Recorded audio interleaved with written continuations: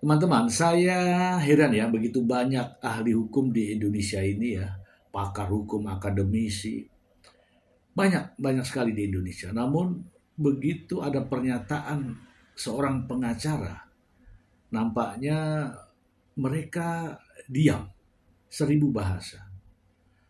Saya mencoba ya mereaksi pernyataan ini. Apakah sesuai dengan kebenaran atau hanya membuat pembenaran? Mari kita sama-sama simak berikut ini. Tidak ada pemerasannya. Yang ada adalah pencemaran dengan lisan atau tulisan. Lisan dan tulisan. Itu pasal ini pasal. Masa jaksa salah? Ini ada. Dan Anda bisa buka di SIPP-nya. SIPP-nya jelas. Berarti yang mereka bilang dua pasal itu pemerasan tapi beda cara. Yang satu dari mana beda caranya? Mulai kapan ada pasal ditafsirkan oleh orang yang tidak mengerti hukum? Pasal itu dibaca, ya. Setelah itu pasal itu apa unsurnya? Bukan pasal ini terus diterjemahkan bahwa kalau ini adalah seperti ini, bukan. Pasal itu seperti ini. Nih, mereka yang melakukan, ya, yang menyuruh, berarti orang disuruh melakukan. Yang turut serta melakukan, berarti bersama-sama dia. Itu pasal 55. Ya. Turut serta melakukan perbuatan dengan maksud untuk menguntungkan orang secara melawan hukum dengan ancaman pencemaran baik lisan maupun tulisan. Pencemaran itu PENCEMAR. Jangan dieja, Bang. Mahal waktu Abang, jangan dieja. Bukan. Masih ada pertanyaan soalnya. Supaya bisa membedakan tulisan bahasa Indonesia antara pemerasan dengan pencemaran. Ini bukan saya yang ngetik, ini jaksa. Jangan dieja. Maaf ya, saya tidak mau berkomentar ya tentang ini ya. Karena apa? Sudah pasti komentar saya salah bagi dia ya. Tapi begini ya teman-teman ya. Saya tidak tahu apa yang dibahas ini, tetapi begitu dibaca dari handphonenya, nampaknya ada kesalahan deh. Dibahasnya adalah pasal pemerasan, kemudian yang dibaca pasal 55 kalau tidak salah. Pasal ya, bukan pasar. Bukan pasar ya.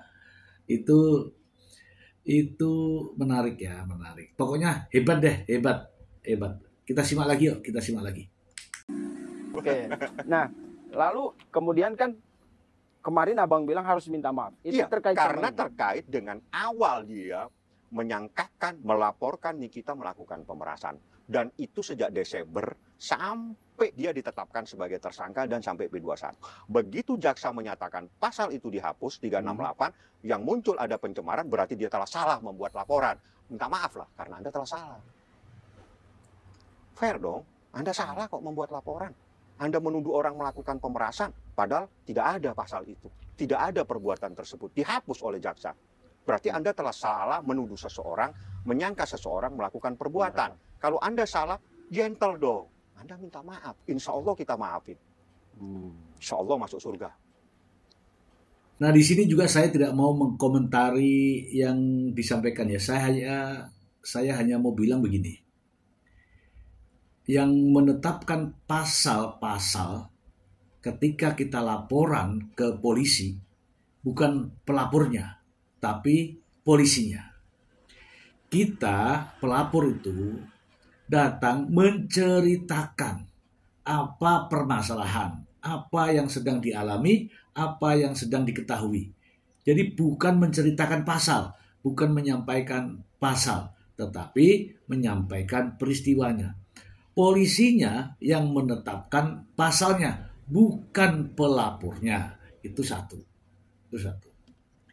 Yang kedua nih teman-teman. Tadi didengarkan mengenai mulai penetapan tersangka Nikita Mirzani. Mulai dari laporan sampai penetapan tersangka sampai P21. Pemerasan itu ada. Tetapi sampai di kejaksaan, ya kan?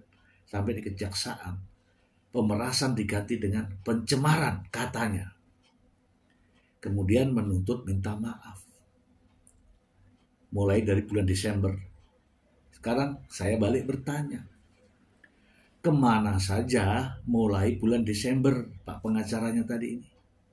Kalau memang tahu, paham, atau memahami pasal itu, harusnya sudah sejak awal melakukan langkah-langkah upaya hukum. Ya minimal pra-peradilan. Kenapa tidak dilakukan? Nah sekarang saya tanya nih, siapa yang salah? Tahu kan, mulai dari bulan Desember, Januari, Februari, Maret, April, Mei. Kenapa tidak ada upaya-upaya hukum untuk mengkanter pasal pemerasan ini? Seharusnya kalau tidak ada kekerasan atau ancaman kekerasan, Pak pengacara ini bisa pra-peradilan ketika masih dalam proses penyidikan. Kalau memahami, gitu ya, kalau memahami.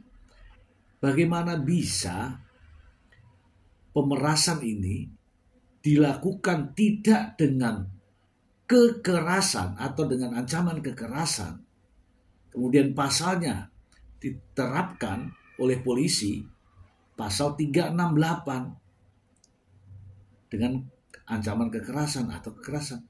Tetapi pengacaranya diam saja, tidak melakukan upaya hukum ketika itu. Ya minimal pra-peradilan.